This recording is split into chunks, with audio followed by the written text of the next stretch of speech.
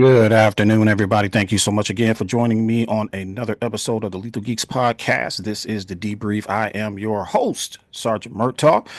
I'm gonna jump right into this one here. So we all know that Netflix has required WBD, $82 billion, I believe was the number, somewhere around there.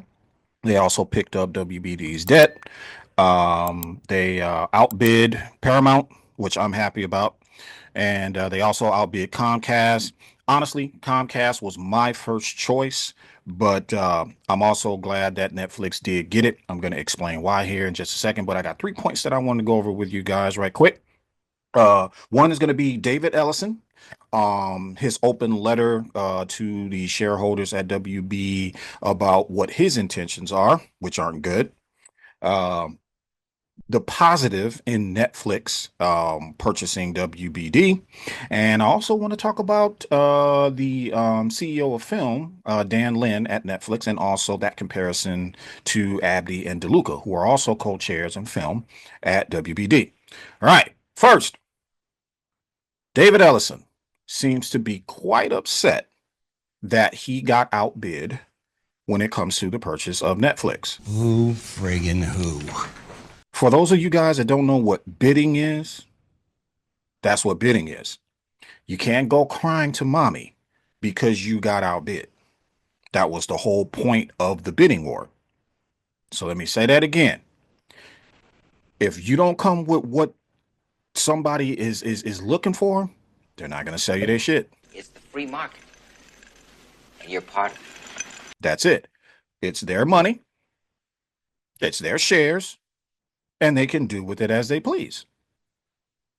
So because he lost his bidding war, he wrote an open letter to the shareholders or stockholders at WBD, basically telling them that they're going to throw them through the regulatory hoops using this administration to do it. Stupid fucking move, right? So I want everybody to close their eyes for a minute and just kind of imagine what that's going to look like. For those of us who want Zack Snyder's universe restored, that's not good. I need y'all to think about that for a second. Those of you who are rooting for Paramount to win but love Snyder, you'll never get that.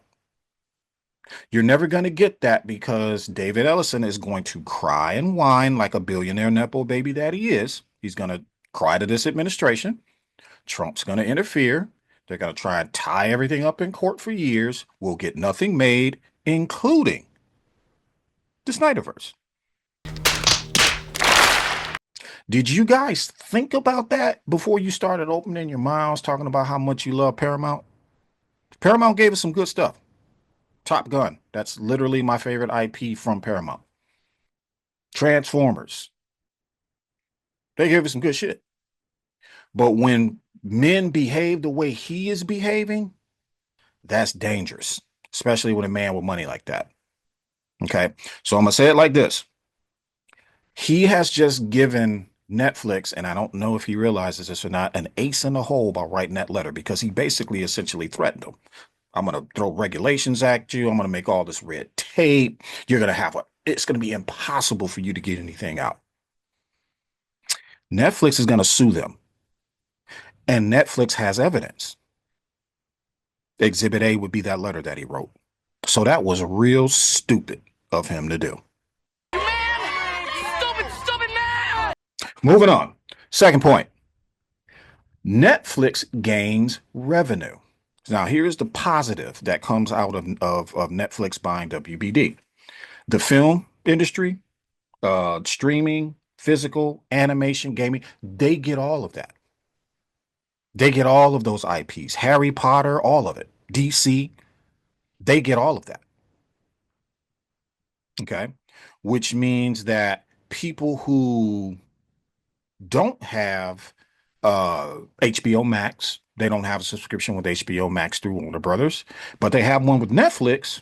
That's a positive for them because now they get to watch the things that they wanted to watch on HBO Max, but didn't want to pay those prices. Okay, having two streaming services. Now they will be able to do that. they'll be able to increase their subscriber account on both HBO Max and on Netflix. So this is a plus for them. All right. Also, another plus for them is, from what I understand, in the contract, they are keeping the theater arm open. Okay. If they're keeping the theater arm open, that means that they will still be releasing movies in theaters. I don't know what the window is going to be as far as how long they're going to leave those films in theaters, but that's part of the contract. Part of the contract stipulated that they would keep the WBD arm, and WBD would continue to make films under their banner, under their studio, under Pam Abdy and Mike DeLuca, whose contracts have been extended, by the way, or renewed. So, all right. Also, physical media, because they are leaving WBD intact in the way it is so far, we still get our physical media. So anything, again, released under the studio banner of WBD, any films released, we do get the physical media from that. But Netflix also gets a share of that as well. They get to make money from that as well. It's nothing personal, Jack. It's just good business. So in my eye, it's a win-win for Netflix. It's a win-win for consumers. That's just my opinion, and that's what I believe. Third point, Dan Lin and Pam Abdy and Mike DeLuca. All right. So for those of y'all that don't know, Dan Lin is the film chairman, basically, for Netflix Film. Okay. He's not the CEO. He doesn't own Netflix, but he's in charge of film.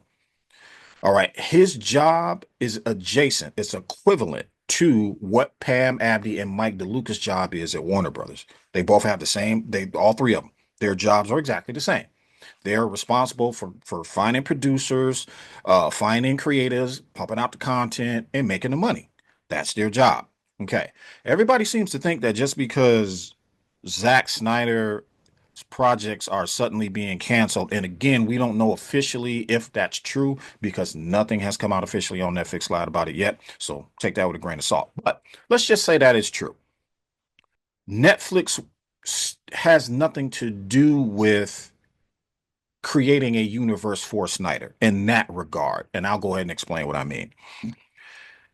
DC is already solidified where it is at WB. Dan Lin is a streaming film head at Netflix.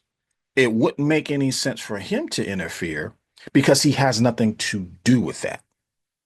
I could see if Zack Snyder was working directly under Dan Lin making film and stuff like that. That would be for Netflix specifically. That would be different, but he's not.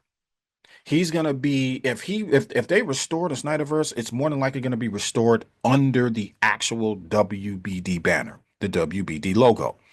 So so Dan Lin has nothing to do with Zack Snyder as far as that goes. It would be more likely Pam Abdy and Mike DeLuca that would handle that part of it. So I'm not worried when it comes to physical media, when it comes to Zack Snyder getting his universe restored and all of that. You guys let me know what you think down in the comments. Let me know if you think that it was a bad idea for Netflix to buy it. Like I said, I would have taken Comcast was my number one simply because Nolan is there, the relationship is there. I preferred Comcast with Netflix, right up behind that one. But Netflix got it. Everybody is shocked, everybody is hurt. Most of us are happy. Let me know what you guys think down in the comments below. Don't forget to hit that like, share, and subscribe. Hit that hype. Turn on those notification bells. In the meantime, I will catch you guys later on another debrief. This has been the Lethal Geeks podcast, and I'm through.